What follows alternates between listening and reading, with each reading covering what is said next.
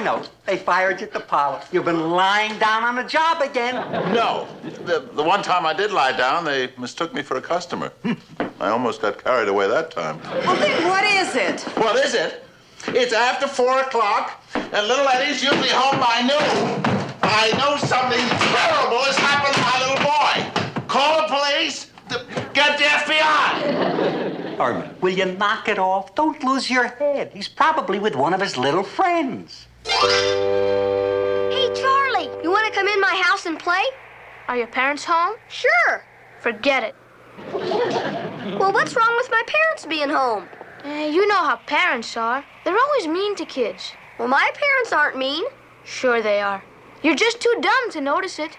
Now you take my parents. Why, they're the meanest parents in the whole world. You know, Eddie, they're so mean to me that tonight at 7 o'clock, I'm going to run away for good. Run away? Where? I'll run away to a cave in the woods and live on nuts and herbs and trap wild animals and never coming back as long as I live. Yeah, but why are you waiting till 7 o'clock to run away? Well, heck, I don't want to miss supper. Eddie, won't you come in now and help me set the table? And then you have to tidy up your room. Yes, Mom. You see, Eddie, your parents are too mean to you. Why don't you run away from home with me tonight? They haven't been that mean to me yet. You'll wait and see. They will be. You shouldn't let them get away with it. I suppose if they got real mean, I might run away. Now you're talking, Eddie. See ya. See ya.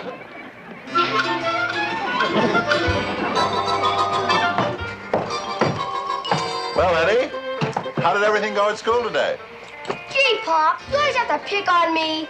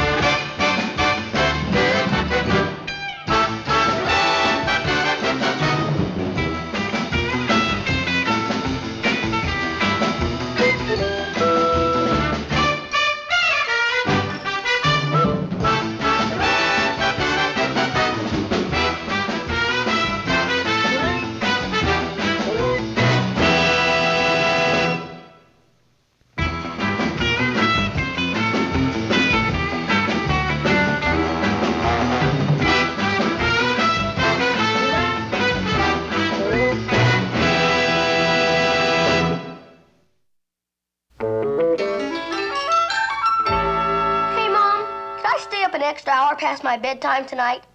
Well, there's no school tomorrow. I guess you could. You mean nobody's gonna yell at me and tell me no? Of course not, Eddie. It's all right with us. Eddie, why don't you have another piece of pie? It's your favorite.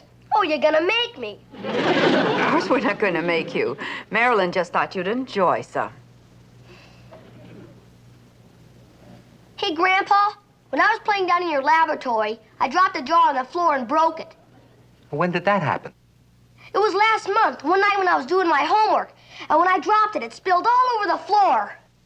Eddie, don't worry about it. It was a long time ago. And anyway, what's the use of crying over spilled blood? Boy, some family this is. Nobody even cares enough to be mean to me like other parents. I'm gonna go lock myself in my room till people start being nice to me. Heavens to Betsy. Whatever's gotten into our sweet little Eddie? Oh, it's nothing, dear. It's probably just another one of those adolescent cycles. I believe a child psychiatrist would refer to it as the punk phase. They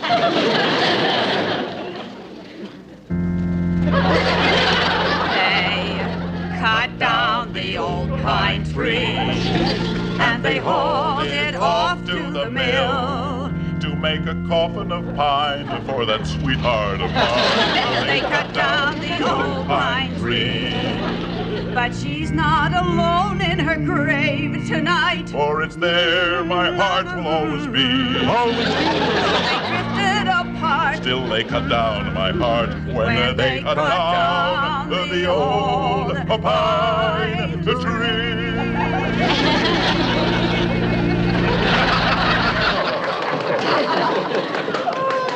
Isn't it wonderful for the family to get together like this and sing these old fun songs? Lily, Yes, Marilyn? I was just talking to Eddie through the bedroom door, and he said something about running away and never coming back.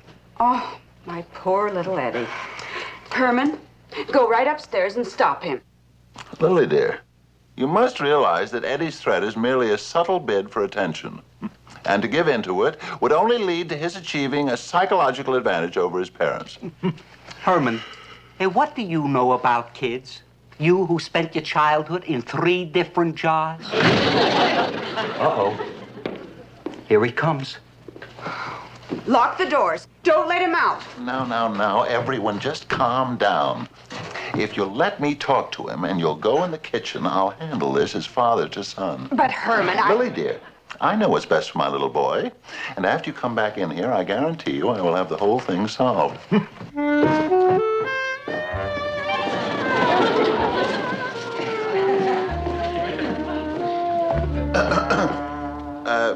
Excuse me, but are we going someplace? No, we aren't going anyplace. But I'm running away from home. I see. That's very interesting. I suppose you've thought it over and have a very good reason for leaving your comfortable home and the people who love you. Yes, I have. I see. And what is that reason? It's rotten here. Seems to be a rather conclusive reason. May I ask what you have in the pillowcase? Just the stuff I'll need to last me for the next 20 years. 20 years. Oh, I hope you had enough forethought to include a razor. No, because I'm going to grow a beard and let rats build their nests in it. Nobody cares how I look. I see. Do you have any idea where you're going? No, I just might go to a deserted island and get eaten up by cannibals. If I can find any cannibals that are that hungry. Son, you wouldn't like to just sit down here for a second and talk this over with your old dad, would you? No, thank you. Well, in that case, then I guess there's nothing left to do except say goodbye, and it's been nice knowing you. Yes, sir.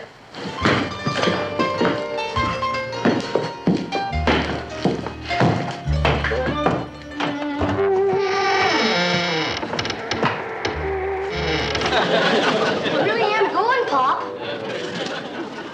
I really am. Well, good luck, son. And don't forget to write. You have our zip code number. Goodbye. Goodbye.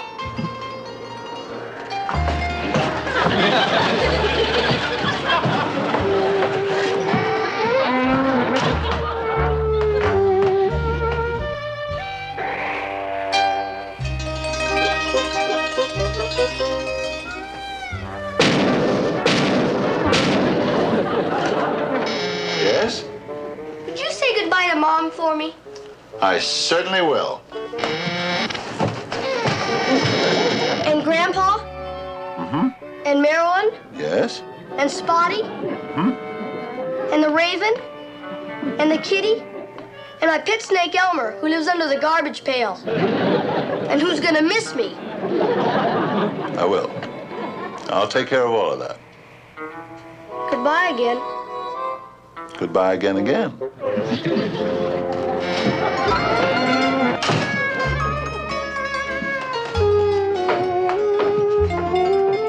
Lily, Marilyn, Grandpa. Herman, what happened? Did you talk to Eddie? What did he say? Now, everyone, calm down, calm down. I am happy to announce that, as head of the household, I have solved this little problem in an intelligent and satisfactory fashion. Oh, that's wonderful. Where is Eddie? He just ran away from home. He what? You let him? I did what I thought was best. But you were supposed to reason with him and talk him out of it. Lily dear, I just used a little psychology. And believe me, he'll merely walk once, maybe twice around the block, and then come knocking on our door begging for forgiveness. Well, what do you think, Grandpa? What do I think? I'll tell you what I think. I think there are more nuts in this family than there are bolts. That's what I think. Charlie, it's me, Eddie. Charlie!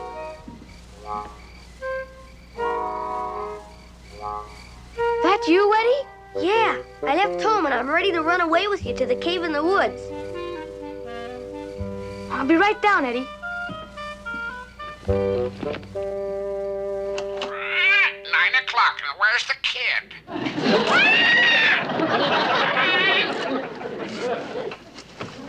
Herman, that bird is right. Eddie has been gone for over an hour and there's no sign of him. Now, just when is he going to come knocking on our door, begging forgiveness? Never more. Never more.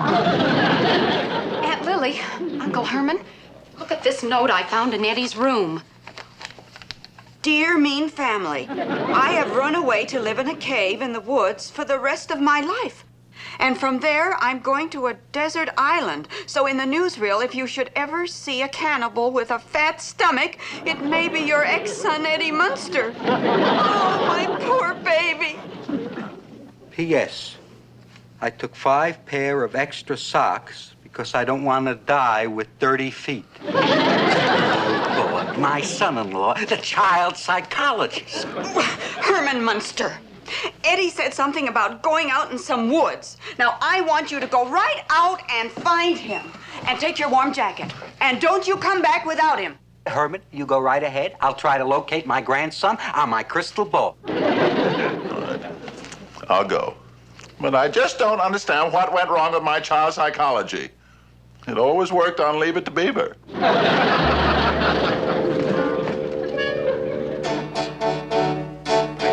White Olga is gone. Somebody must have left her cage unlocked. Greatest attraction we ever had. What about the cub?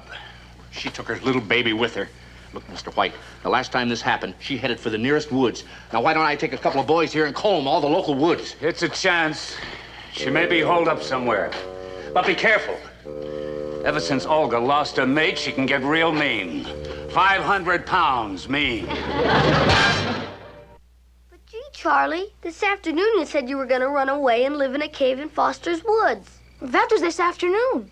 I'm not allowed to go out after dark. Guy, I just ran away because I thought you were going to run away.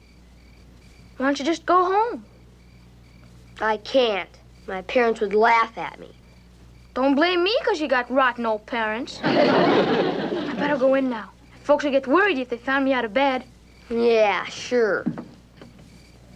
Hey, you really gonna run away and live in a cave in Foster's woods? I don't know. I may go someplace and get sick first.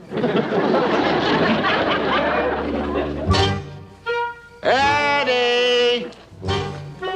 Eddie!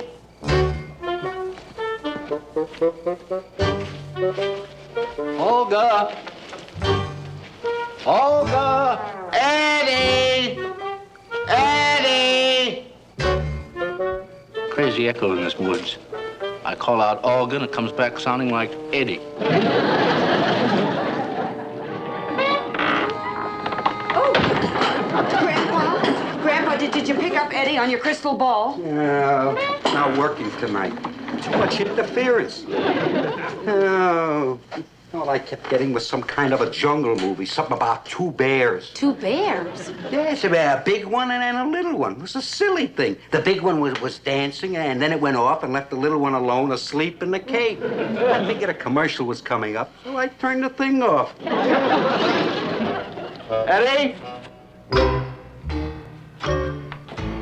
Eddie? Oh, a cave. I just might stumble onto something here.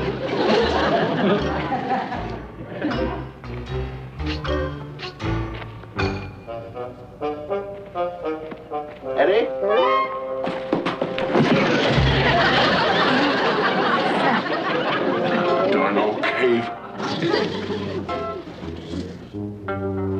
chess match. Oh. Eddie? Oh.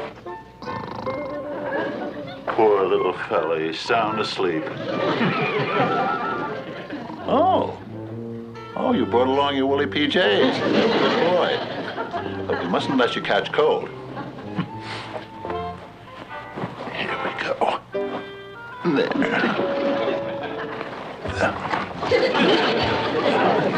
Right on sleeping. Oh, you must be chilled to the bone. I've never felt such a wet nose.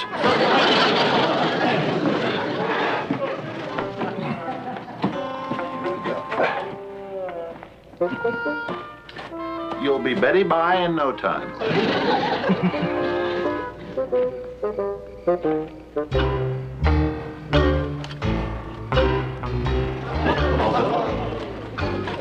Olga?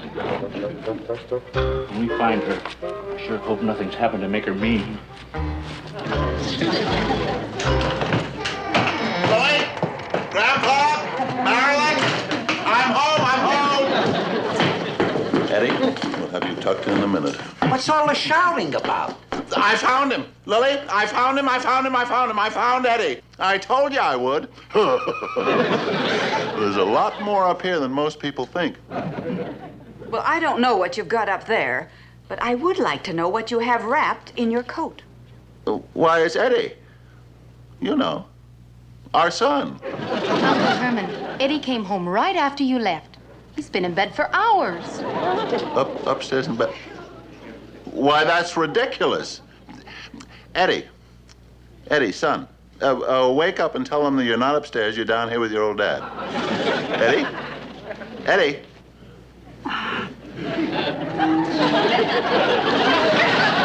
Eddie, what have they done to you? You big dummy, you brought home a baby bear. Well, you just go in and take him back where you found him. Yes, dear. Lily, can't we keep him going? He's so cute. Coochie, coo. Now listen, Herman. You take that bear back wherever it was you found him. Lily, dear, you don't have to shout. You're scaring the poor little fella.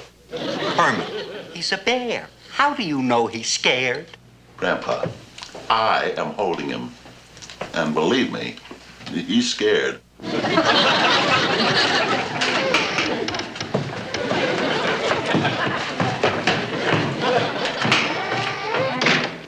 Where do you suppose Uncle Herman found that bear cub? Wait a minute. That's the little bear I saw in my crystal ball. Oh, that's right, Grandpa. You said there was another bear, a big bear. What if Herman should come face to face with that other bear? Say it was going to be an interesting experience for both parties.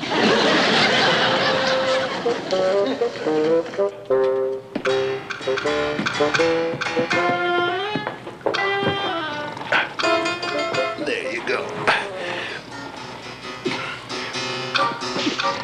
Now, you be a nice little fella and sleep tight. And stay nice and warm in Uncle Hermie's coat.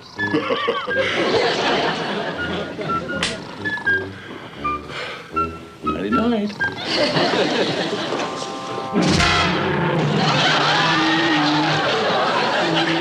Oh, hi there. Nice evening, isn't it? Wait a minute. You're a bear. Oh, I get it. That must be your cub in there. And you think that you're angry because you I do hope we can be adult about this. Then you're not mad? How about that? You want to be friends?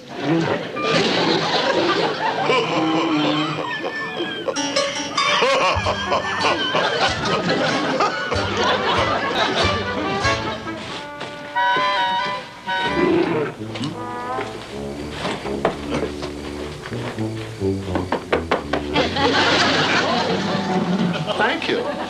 Thank you very much. You're very kind.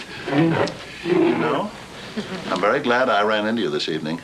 I have had one of the most upsetting evenings in my whole life.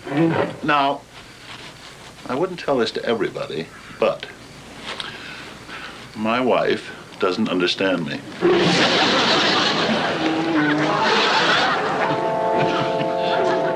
Father, I can't imagine what's happened to Herman. He's been gone for over an hour. Well, maybe he dropped in at the parlor to lay out a few things for tomorrow. No, he wouldn't do that. I'm worried about him. He might have gotten himself lost out there. What do you mean, Lily? He's a grown man. He knows his way around. He's resourceful. He has a lot of intelligence. Come on, Lily, let's go and look for the big boo.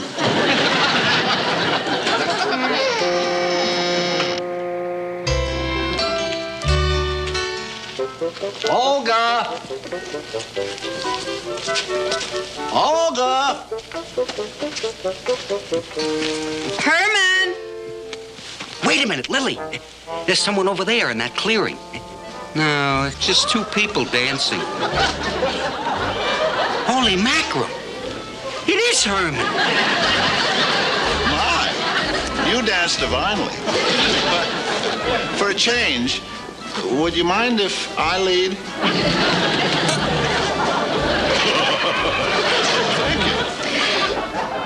Who's that lady he's dancing with? That's no lady. That's a bear.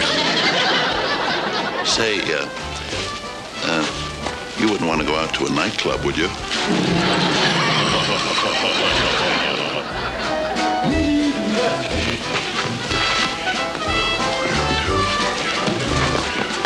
Sorry, no cutting in. Herman Munster!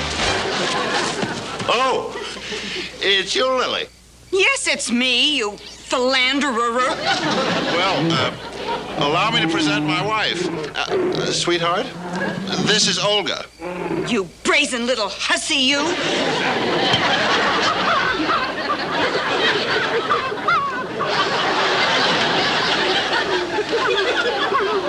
That is no way to treat a mother. And let that be a lesson to you, you homewrecker. Well, Father, now what do you think of your son-in-law? I think he's been watching Peyton Place too much. You must let me explain, dear. Herman, get going. Get going. Lily. Home, Herman. Lily, dear. Home, Herman. Lily. Get going, Herman. Olga. Olga.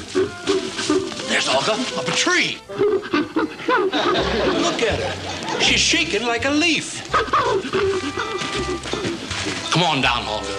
It's just us.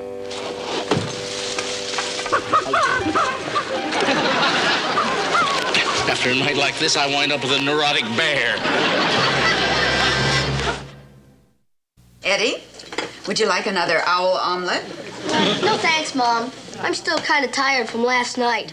And no wonder. Running away from home and upsetting your parents the way you did? Well, I hope you've learned a lesson from this, Eddie. Not to listen to friends who give you bad advice. Well, Charlie Pike talked me into it, and then when Dad opened the door and said goodbye, I had to run away. Well, Eddie, sometimes parents, in trying to help their children, don't always do the right thing.